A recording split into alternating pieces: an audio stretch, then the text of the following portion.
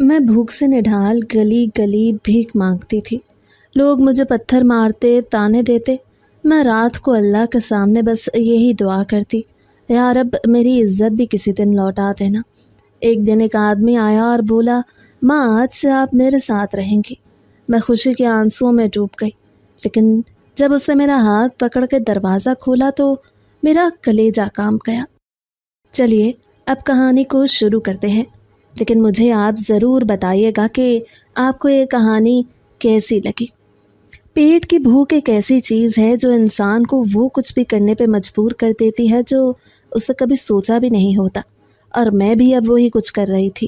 ساری زندگی ایک راج کے ساتھ گزار دینے کے بعد آج میں انہی گلیوں میں بھیک مانگ رہی تھی، جہاں پہ کبھی میرا شان اور فخر کے ساتھ سر اٹھا کے چلنا ہوا کرتا تھا۔ اس وقت بھیک مانگتے ہوئے مجھے شرمندگی ہو رہی تھی، دل دکھ سے بھر رہا تھا، لیکن میرے پاس اس کے علاوہ اور کوئی چارہ نہیں تھا۔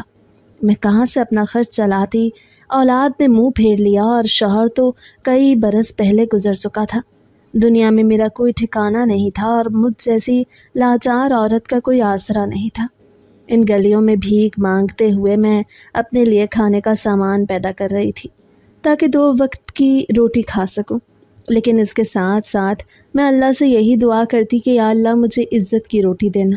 مجھے ایسی روٹی نہیں چاہیے جو مجھے مانگ مانگ کے اکٹھی کرنی پڑے، اور شاید اللہ نے میری دعائیں سن لی تھیں۔ اسی لیے آج جب وہ مہربان شخص دھیمی سی مسکراہٹ اور آنکھوں میں چمک لیے میرے پاس آیا اور کہنے لگا، ماں جی آج سے آپ خود کو اکیلا مت سمجھنا، میں آپ کا سہارا ہوں، میں آپ کا بیٹا ہوں، آپ میرے گھر چلیں، تو کتنی ہی دیر مجھے یقین نہ آیا۔ میں اس کی طرف دیکھتی رہ گئی۔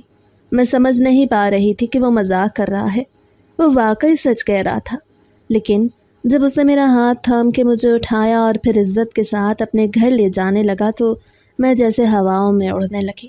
بے ساختہ آسمان کی طرف نگاہیں اٹھا کے اللہ کا شکر ادا کیا جس نے مجھے دوبارہ سے عزت دے دی، اور میں ایک فخر کے عالم کے ساتھ اس نوجوان لڑکے کے ساتھ چلتی جا رہی تھی جس کے ہاتھوں میں محبت کی گرمی تھی اور آنکھوں میں عقیدت کی چمک تھی۔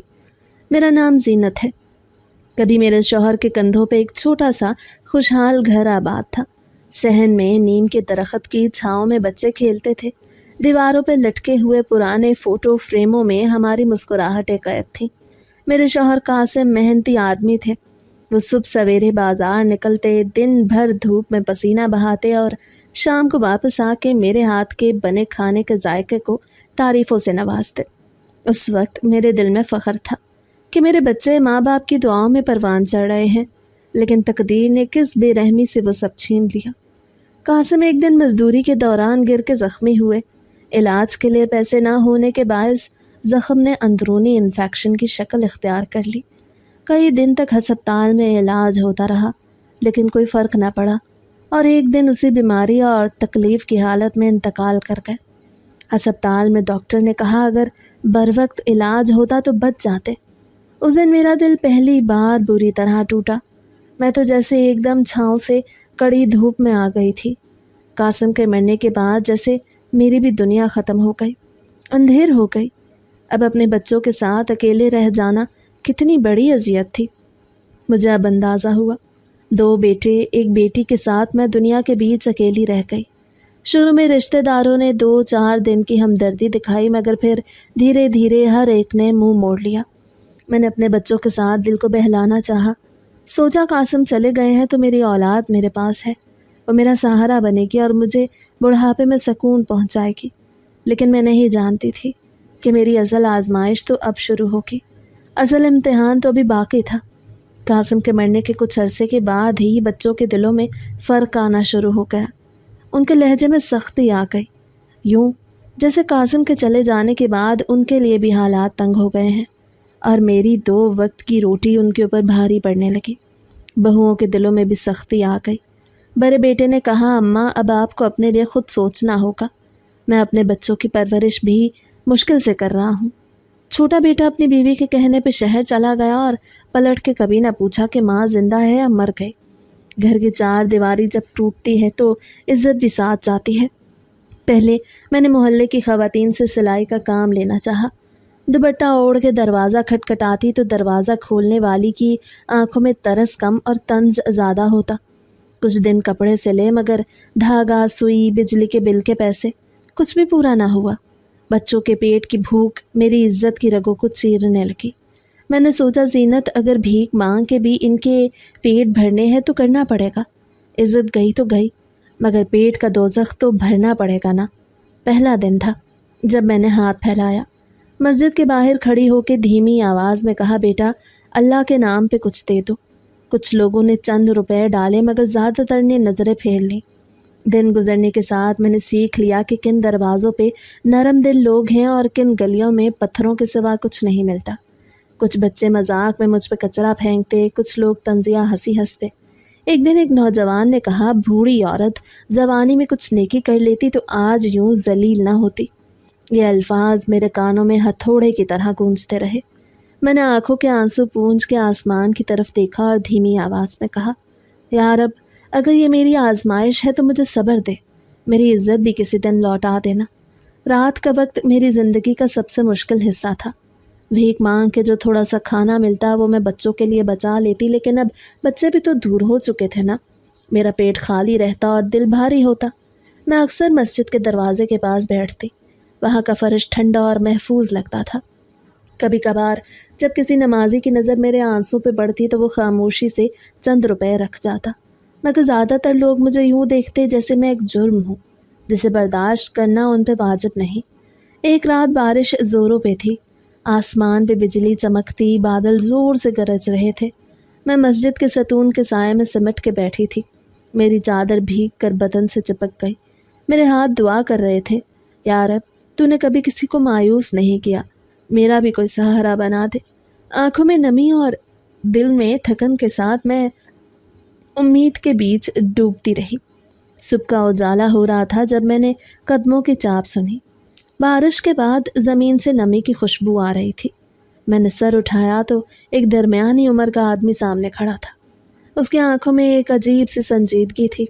اسے میرا بھیگا دوپٹہ دیکھ کے آہ بھری اور آہستہ سے بولا، ماں آپ کب تک یوں ذلیل ہوتی رہیں گی؟ آج سے آپ میرے ساتھ رہیں گی۔ ایک لمحے کے لیے مجھے یقین ہی نہ آیا کہ کسی نے مجھ سے عزت سے بات کی ہے۔ میرا گلا رند گیا۔ میں نے ہچکچاتے ہوئے پوچھا، بیٹا تم کون ہو؟ وہ مسکرایا، میرا نام حارث ہے، میں اپنی ماں کو جلدی کھو بیٹھا تھا، آپ کو دیکھ کے لگا جیسے اللہ نے مجھے موقع دیا ہے کہ کسی کی خدمت کر سکوں۔ اس کے لہجے کی نرمی نے میرے دل کے زخموں پہ مرہم رکھا۔ آنکھوں سے آنسو بہہ نکلے۔ کتنے سال ہو گئے تھے کسی نے مجھے ماں کہہ کے عزت دیے ہوئے۔ حارث نے میرے لیے گرم چائے اور ایک پراٹھا خریدا۔ وہ مجھے قریب کے ڈھابے پہ لے گیا جہاں بیٹھ کے میں نے جیسے کئی برسوں بعد پیٹ بھر کے کھانا کھایا۔ ہر نوالے کے ساتھ میری آنکھوں سے آنسو گرتے رہے۔ میں دل ہی دل میں اللہ کا شکر ادا کرتی رہی کہ شاید آج میری دعا قبول ہو گئی۔ حارث نے کہا، ماں یہ شہر بہت بے رحم ہے مگر میرے پاس ایک محفوظ جگہ ہے جہاں آپ آرام سے رہ سکیں گی۔ حارث کے لہجے کی نرمی اور محبت نے مجھے یقین کرنے پہ مجبور کر دیا۔ ہم دونوں ایک تنگ گلی سے گزرے۔ بارش کے بعد گلی کی مٹی نرم اور ہوا ٹھنڈی تھی۔ میرے دل میں ایک عجیب سی روشنی اتر رہی تھی۔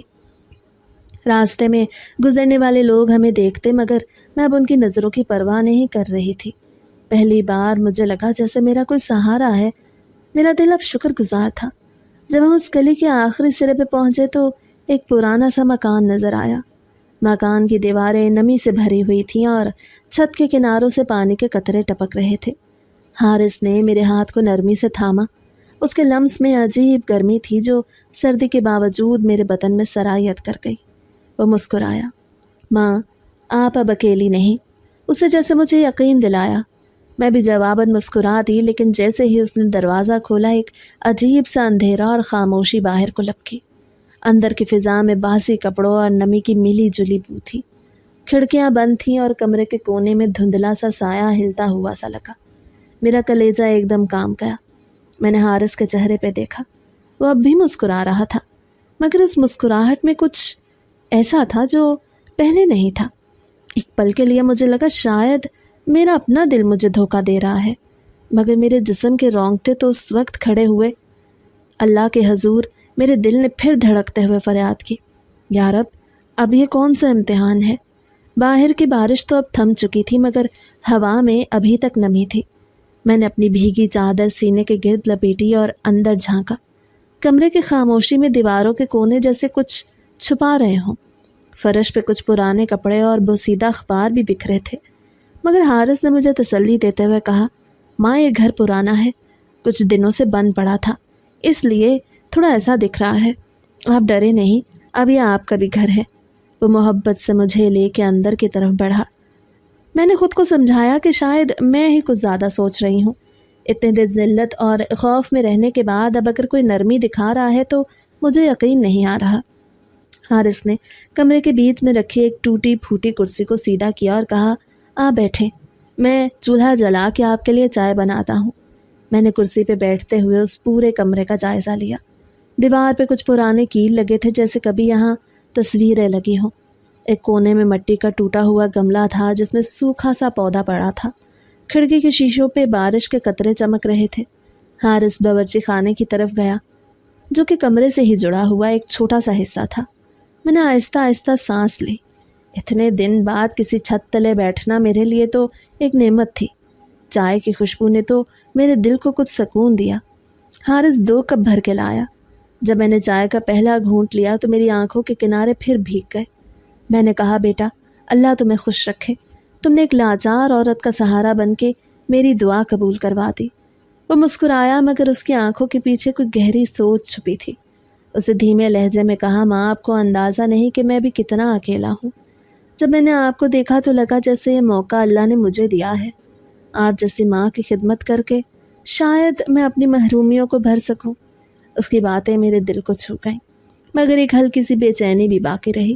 شاید یہ میری فطرت میں آ چکا تھا کہ ہر نرمی کے پیچھے کوئی چھپی تلوار ڈھونڈوں۔ رات گہری ہونے لگی۔ حارث نے ایک پرانا کمبل میرے لیے نکالا اور بولا، ماں آپ اس کمرے میں سو جائیں، میں دوسرے کونے میں سو جاؤں گا، کل آپ کو بازار لے کے کچھ کپڑے لے کے آئیں گے۔ میں نے سر ہلایا مگر جب میں نے کمبل اوڑھ کے لیٹنے کی کوشش کی تو فرش کی ٹھنڈک میرے جسم میں اتر گئی۔ آنکھیں بند کی تو قاسم کی مسکراہٹ یاد آ گئی۔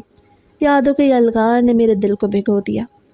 میں نے دھیرے سے اپنی آنکھیں کھولی تو کمرے کے کونے میں کچھ ہلتا سا دکھا۔ میں نے پلکیں جھپکی، کچھ بھی نہیں تھا۔ شاید یہ روشنی اور سائے کا کھیل تھا، لیکن میرا دل جیسے بیٹھ سا گیا۔ لیکن رات کے پچھلے پہر مجھے ہلکی سی سرگوشی سنائی تھی، جیسے کوئی کسی سے بات کر رہا ہو۔ میں چونک کے اٹھی مگر حارث تو اپنی جگہ سو رہا تھا۔ میں نے دوبارہ اپنی آنکھیں بند کیں اور دل ہی دل میں اللہ کا نام لیا۔ صبح کی اذان کے ساتھ ہی میری آنکھ کھلی تو میں نے دیکھا کہ حارث بھی جاگ چکا تھا اور باہر کے صحن میں جھاڑو دے رہا تھا۔ میں نے دل ہی دل میں کہا کہ یہ تو بڑا ذمہ دار لگتا ہے۔ اس نے مجھے سلام کیا اور بولا، ماں ناشتہ کر کے تیار ہو جائیں، میں چاہتا ہوں کہ آپ ایک نئی زندگی شروع کریں۔ اس کے لہجے کی نرمی میرے اندر امید جگا رہی تھی مگر میرے دل کے کسی کونے میں ایک خفیف سا ڈر بھی تھا، جیسے کچھ ہونے والا ہے، جیسے کچھ چھپا ہوا ہے۔ ہم بازار گئے تو حارث نے میرے لیے ایک سادہ شلوار قمیض، ایک نئی چادر اور کچھ ضرورت کی چیزیں خریدی۔ جب اسے دکاندار کو پیسے دیے تو دکاندار نے حیران ہو کے کہا، حارث بھائی آج پھر کوئی نئی ماں مل گئی۔ یہ جملہ میرے دل پہ بجلی کی طرح گرا۔ میں نے چونک کے حارث کی طرف دیکھا۔ اسے جلدی سے بات بدل دی، ارے بھائی فضول باتیں مت کرو، یہ میری ماں جیسی ہیں۔ میں خاموش رہی مگر میرے دل کی دھڑکن تیز ہو گئی۔ دوپہر کو ہم واپس لوٹے تو حارث نے کہا کہ وہ شام تک کچھ کام کے لیے باہر جا رہا ہے۔ ماں آپ آرام کریں، کھڑکیاں بند رکھیں، یہ محلہ کچھ عجیب ہے، میں نہیں چاہتا کہ کوئی آپ کو پریشان کرے۔ وہ مجھے تاکید کرتا ہوا گھر سے چلا گیا۔ اس کے جانے کے بعد مکان پھر خاموشی میں ڈوب گیا۔ میں نے کمرے کا جائزہ لیا۔ ایک کونے میں کچھ پرانے تھیلے پڑے تھے۔ تجسس سے میں نے ایک تھیلا اٹھایا، اس کے اندر کچھ عورتوں کے دوپٹے اور ٹوٹے زیورات تھے۔ میرا دل کانپ اٹھا۔ میں نے جلدی سے تھیلا واپس رکھ دیا۔ اندر ہی اندر خوف نے سر اٹھایا۔ شام کے قریب جب سورج ڈوبنے لگا تو دروازے پہ ہلکی سی دستک ہوئی۔ میں نے ڈرتے ڈرتے دروازہ کھولا۔ ایک کمزور سی بوڑھی عورت کھڑی تھی۔ اس کے چہرے پہ عجیب سا کرب تھا۔ وہ دھیمی آواز میں بولی، بی بی آپ بھی نئی آئی ہیں؟ میں نے حیرانی سے پوچھا، کیا مطلب؟ وہ قریب آ کے سرگوشی میں بولی، یہ آدمی حارث، اس کی باتوں پہ زیادہ بھروسہ مت کرنا۔ میں نے بھی یہی سوچا تھا کہ وہ میرا سہارا بنے گا، لیکن اس کی آنکھوں میں آنسو آ گئے۔ وہ کچھ اور کہنا چاہتی تھی مگر اچانک وہ پیچھے مڑ کے بھاگ گئی جیسے کسی نے اسے دیکھ لیا ہو، یہاں پہ وہ کچھ کہنے سے ڈر گئی ہو۔ میرا کلیجہ ایک بار پھر لرز گیا۔ حارث رات گئے واپس آیا۔ اس کے کپڑوں پہ نمی تھی اور چہرہ تھوڑا سا سخت دکھائی دے رہا تھا۔ اسے مجھ سے کچھ نہیں پوچھا، بس کھانا رکھا اور بولا، ماں آپ کو کسی نے پریشان تو نہیں کیا نا؟ میں نے جھوٹ بولا، نہیں نہیں سب ٹھیک ہے۔ وہ خاموش ہو گیا، مگر اس کی خاموشی میں کوئی طوفان چھپا ہوا محسوس ہوا۔ رات کا ایک حصہ گزرا تو باہر آنگن میں ہلکی سی چاپ سنائی تھی۔ میں نے آنکھیں کھولی۔ حارث کمرے کے کونے میں کچھ ڈھونڈ رہا تھا۔ اسے تھیلا اٹھایا، اس میں سے کچھ نکالا اور دوبارہ رکھا۔ میں ساکت ہو کے سانس روکے اسے دیکھ رہی تھی۔ اس کے قدموں کی چاپ باہر گلی تک گئی۔ جب وہ واپس آیا تو اس کے چہرے پہ عجب سکون تھا، جیسے کوئی کام نپٹا کے آیا ہو۔ اس رات میں نے پھر اللہ کے حضور ہاتھ اٹھائے۔ میں نے کہا، یا رب اگر یہ میری دعا کی قبولیت ہے تو مجھے ہمت دے، اگر یہ کوئی آزمائش ہے تو مجھے محفوظ رکھ۔ میرا دل ہر آہٹ پہ خوف زدہ ہے، مگر میرا ایمان تیرے رحم پہ قائم ہے۔ میں اللہ سے دل ہی دل میں فریاد کرتی رہی۔ میری پلکوں پر نیند کا بوجھ تو تھا مگر دماغ جاگتا رہا۔ میں نے سوچا کیا واقعی یہ نجات ہے یا پھر ایک نیا امتحان ہے؟ صبح کا سورج ابھرا تو کمرے کی دیواروں پہ روشنی پھیلنے لگی۔ حارث نے ہمیشہ کی طرح نرمی سے سلام کیا مگر میں نے اس کی آنکھوں میں وہی چھپا ہوا راز دیکھا۔ میرے دل کی دھڑکن پھر بے قابو ہوئی مگر میں نے چہرے پہ مسکراہٹ رکھی۔ میں نے جان لیا تھا کہ اب میرا سفر آسان نہیں مگر میں کمزور بھی نہیں۔ میرے رب نے مجھے اب تک بچایا ہے، آگے بھی وہی سہارا دے گا۔ رات کے سناٹے میں جب باہر ہوا ہلکے ہلکے درختوں کے پتوں سے کھیل رہی تھی، میرے دل کے اندر ایک عجیب سی بے چینی سر اٹھا رہی تھی۔ حارث کے رویے میں جو چھپی ہوئی سختی تھی وہ اب مجھے بار بار سوچنے پہ مجبور کر رہی تھی۔ میں نے کمبل کو اپنے گرد لپیٹا اور اللہ کا نام لے کے آنکھیں بند کی، مگر نیند کا کوئی امکان نہیں تھا۔ ایک ایک لمحہ جیسے چیخ رہا تھا کہ کچھ ٹھیک نہیں۔ رات کے دوسرے پہر دروازے کے باہر ہلکی سی سرسراہٹ سنائی دی۔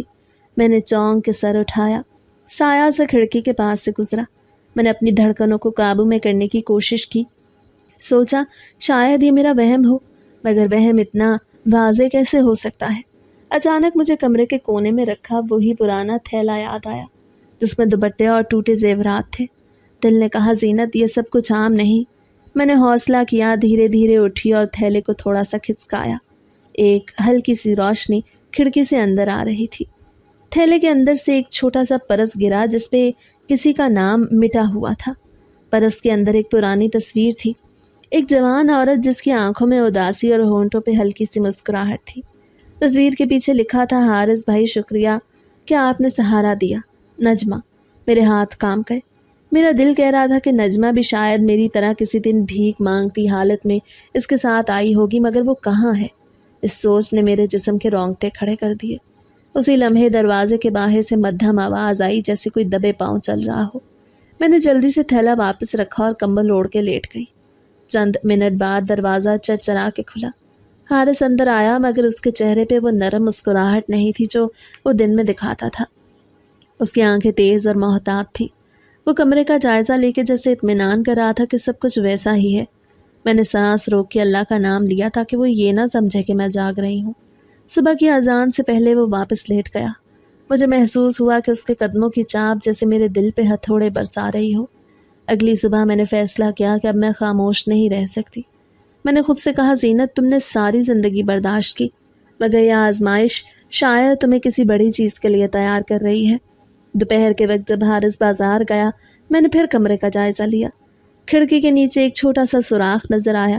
میں نے اس کے قریب جا کے کان لگایا تو باہر گلی کی آوازیں صاف سنائی دینے لگی۔ محلے کی دو عورتیں بات کر رہی تھیں۔ کل پھر کسی کو لے گیا وہ حارث۔ پچھلی بار بھی بیچاری عورت کی کوئی خبر نہیں ملی۔ ہاں بہن، لیکن ہم کیا کر سکتے ہیں؟ لوگ کہتے ہیں وہ اچھا آدمی ہے، مگر مجھے اس کی آنکھوں میں کبھی سکون نہیں نظر آیا۔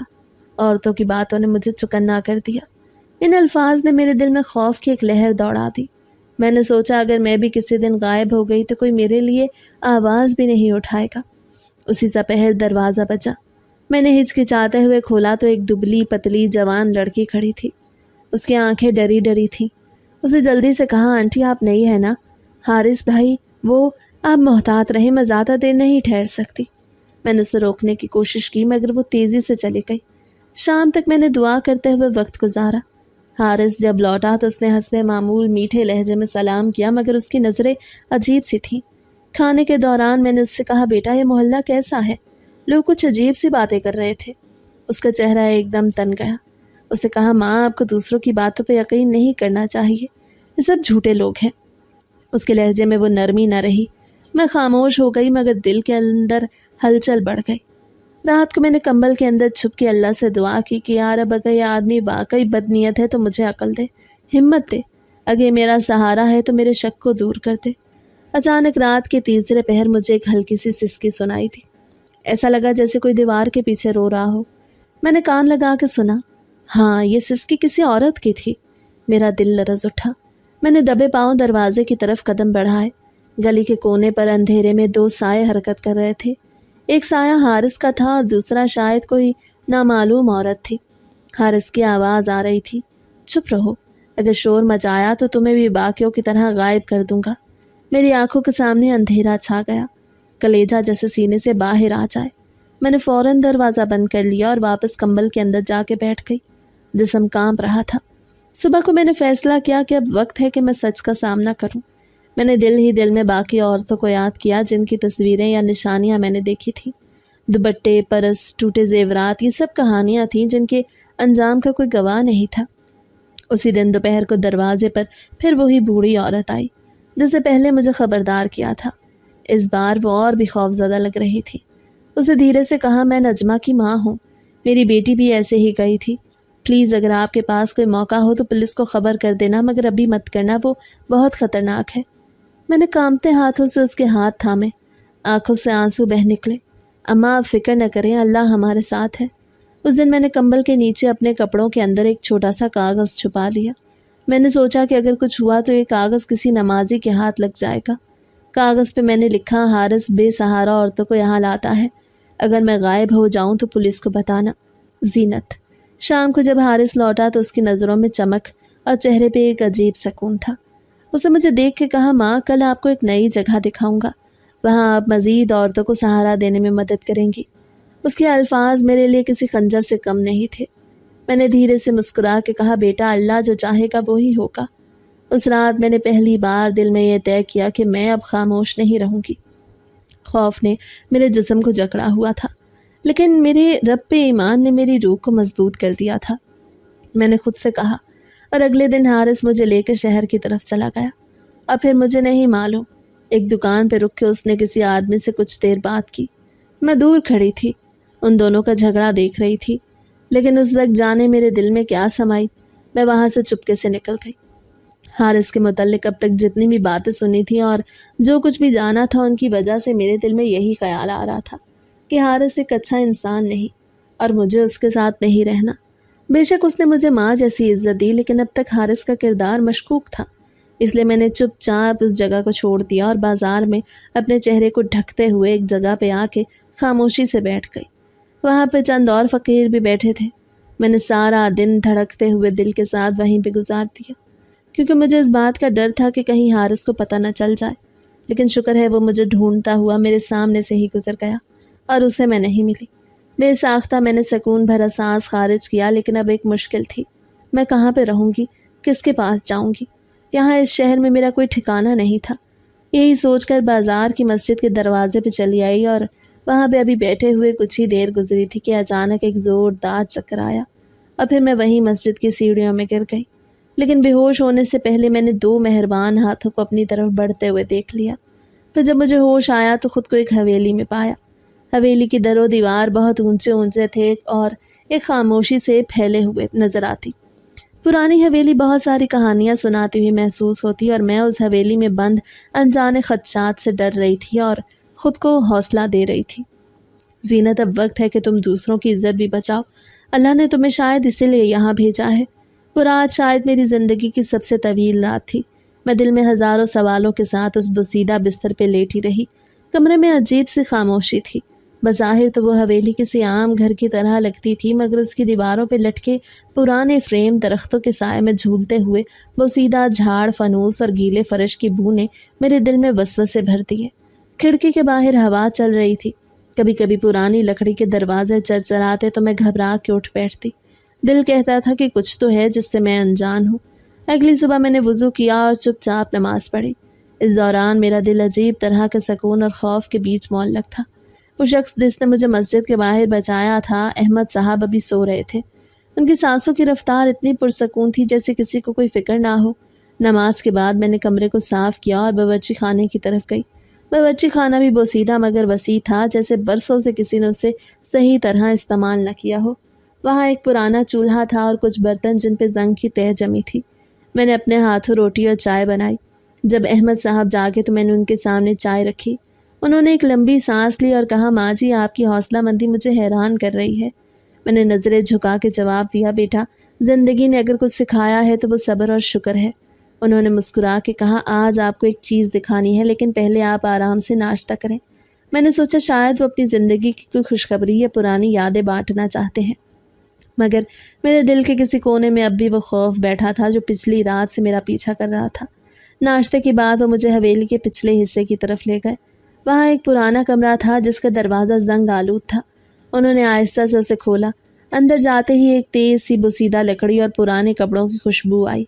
दीवारों पे पुराने अखबार चिपके हुए थे और कोने में कुछ प्लास्टिक के खिलौने बिखरे थे, वो भी उस ज़माने के जब खिलौने सादा और बेरंग हुआ करते थे। ये मेरा बचपन था। अहमद ने धीमी आवाज़ में कहा, ये घर कभी हंसी और खुशियों से भरा रहता था माँ। आपको पता है, मैंने भी कभी माँ का लम्स खोया था। मैंने हैरत से उनकी तरफ देखा। उनकी आंखों में हल्की नमी थी। वो बात जारी रखते हुए बोले, मैं 8 साल का था जब मेरी माँ का इंतकाल हो गया। उस दिन के बाद ये घर जैसे खाली हो गया। बाप ने भी जल्द दूसरी शादी कर ली, मगर नई माँ के दिल में मेरे लिए जगह नहीं थी। मैंने बचपन से ये दुआ की थी कि कभी मुझे एक माँ मिले जो मुझे गले लगा के कहे कि सब ठीक हो जाएगा।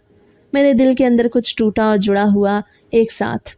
शायद यही वजह थी कि उसने मुझे अपने घर लेके आना चाहा, मगर फिर भी उस हवेली के अंधेरों में कुछ ऐसा था जो मेरे दिल को कांपने पे मजबूर कर रहा था। दोपहर के वक्त हम हवेली के सहन में बैठे थे। बाहर से किसी के कदमों की चाप सुनाई दी। अहमद चौंक के उठे और गेट की तरफ गए। मैंने झांक के देखा। एक दरमियानी उम्र का शख्स आया था जिसकी आंखों में अजीब सी सख्ती थी। वो शायद अहमद का रिश्तेदार था।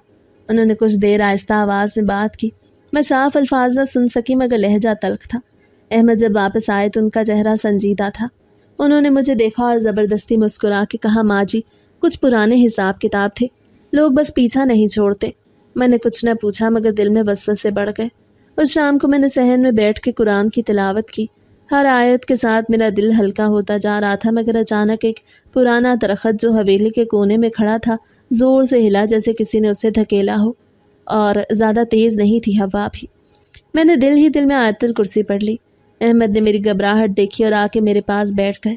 माँ जी, इस घर के साए पुराने हैं, डरने की ज़रूरत नहीं। उनके ये अल्फाज एक तरफ तसल्ली थे। रात को जब हम खाने के लिए बैठे, उन्होंने मेरे लिए अलग प्लेट में सालन डाला। खाना खाते हुए उन्होंने एक पुरानी तस्वीर निकाली और मेज़ पे रखी। तस्वीर में एक औरत थी, नरम मुस्कुराहट, आंखों में ममता और हाथ में छोटा सा बच्चा उठा रखा था। ये मेरी माँ है, उन्होंने धीमी आवाज़ में कहा।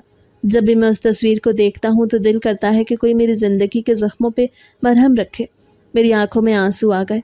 मैंने बेख्तियार उनके सर पे हाथ रख के कहा, बेटा, कभी कभी अल्लाह बंदों को ऐसे रिश्ते दे देता है जो खून के नहीं दिल के होते हैं। अचानक दरवाजे पे दस्तक हुई। अहमद उठ के बाहर गए। मैंने सुना वो किसी से तेज़ लहजे में बात कर रहे हैं। जब वो वापस आए तो उनके चेहरे पे परेशानी छुपी नहीं थी। उन्होंने मुझसे कुछ न कहा, मगर मैंने महसूस किया कि कोई मसला है जिसे वो छुपा रहे हैं। उस रात नींद आंखों से कोसों दूर रही। मैंने महसूस किया कि शायद यह हवेली महज एक पनाहगाह नहीं बल्कि कई अनकही कहानियों की गवाह है। मैंने तकिए पर सर रखा तो एक पुराना सा झूलता हुआ फ्रेम हल्का सा हिला। हवा का जोर नहीं था। दिल में अजीब सा खौफ बैठ गया। मैंने अल्लाह को याद किया और आंखें बंद कर ली। सुबह होते ही अहमद ने मुझे बताया, माँ जी, आज हमें शहर जाना है, कुछ ज़रूरी काम है। मैंने इस बात में सर हिलाया, मगर मेरे दिल के किसी कोने में ये सवाल अब भी जिंदा था कि वो कौन लोग हैं जो अहमद को परेशान कर रहे हैं।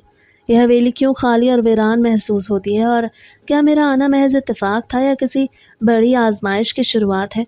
मैंने दिल ही दिल में दुआ की, यार अब अगर ये रास्ता किसी आजमाइश की तरफ जा रहा है तो मुझे वो हौसला दे जो तूने हमेशा अपने बंदों को दिया। मेरी इज्जत लौटा दी, अब मेरे ईमान को भी महफूज रख। सुबह की धुंधलकी में जब हम शहर के लिए निकले तो फिज़ा में हल्की खुनकी और नमी थी। احمد کے چہرے پہ ایک انجانی سنجیدگی چھائی ہوئی تھی۔ وہ خاموشی سے گاڑی چلا رہے تھے اور میں مسلسل قرآن کی کچھ آیات دل ہی دل میں دہرا رہی تھی۔ حویلی کے سائے اب بھی میرے دل پہ بوجھ ڈال رہے تھے، جیسے وہاں کچھ چھوڑ آئی ہوں، یا شاید وہاں کچھ ایسا ہے جو میرے پیچھے بھی آئے گا۔ شہر کی چہل پہل نے لمحہ بھر کو میرے دل کا بوجھ ہلکا کیا۔ رنگ برنگی دکانیں، بچوں کی ہنسی اور ٹریفک کا شور، سب کچھ جیسے زندگی کی طرف اشارہ کر رہا تھا۔ احمد نے گاڑی ایک پرانے مگر صاف ستھری عمارت کے سامنے روکی۔ دروازے پہ ایک تختی لگی تھی، احمد ویلفیئر ہوم۔ یہ کیا جگہ ہے بیٹا؟ میں نے دھڑکتے دل سے پوچھا۔ احمد نے ایک ہلکی مسکراہٹ کے ساتھ کہا، ماں جی اندر چلے، سب سمجھ جائیں گی۔ اندر داخل ہوتے ہی میں نے دیکھا کہ یہ یتیم بچوں کا ایک مرکز تھا۔ چند چھوٹے چھوٹے بچے ایک کونے میں کھیل رہے تھے، کچھ لڑکیاں کتابیں پڑھ رہی تھیں اور کچھ نوجوان لڑکے صفائی کر رہے تھے۔ فضا میں عجیب سا سکون تھا، وہ سکون جو کبھی میری زندگی سے غائب ہو چکا تھا۔ احمد نے بچوں کو بلایا، وہ دوڑتے ہوئے آئے اور ان سے لپٹ گئے۔ وہ بچوں کے سروں پہ ہاتھ پھیرتے، ان سے مذاق کرتے اور ہر ایک کا نام لے کے پیار سے بات کرتے۔ میں حیرت سے یہ منظر دیکھ رہی تھی۔ احمد نے میری طرف رخ کیا اور بولا، ماں جی یہ بچے وہ ہیں جن کے پاس اب کوئی نہیں، جیسے ایک وقت میں اکیلا تھا، جیسے آپ بھی کبھی تنہا تھی۔ میں چاہتا ہوں یہ گھر آپ کی دعاؤں سے بھر جائے۔ میرے آنسو بے اختیار بہنے لگے۔ میں نے ان کے ہاتھ پکڑے اور کہا، بیٹا تم نے میرا دل جیت لیا۔ میں سمجھتی تھی کہ دنیا میں اچھائی مر چکی ہے، لیکن تم نے ثابت کر دیا کہ نیکی اب بھی زندہ ہے۔ اسی دوران ایک درمیانی عمر کی عورت آئی جس کی آنکھوں میں شفقت تھی۔ احمد نے بتایا، یہ مسز ہارون ہے جو اس ہوم کی دیکھ بھال کرتی ہیں۔ وہ مجھے لے کے ایک کمرے میں گئیں اور کہا، ماں جی احمد صاحب نے ہمیں بتایا کہ اب آپ ہمارے ساتھ رہیں گی۔ آپ کی کہانیاں اور دعائیں ان بچوں کے لیے روشنی بنیں گی۔ میرا دل عجیب سا ہلکا ہو گیا۔ کئی سالوں بعد پہلی بار مجھے لگا میرا وجود کسی کے لیے معنی رکھتا ہے۔ دوپہر کے وقت میں نے بچوں کے ساتھ بیٹھ کے کھانا کھایا۔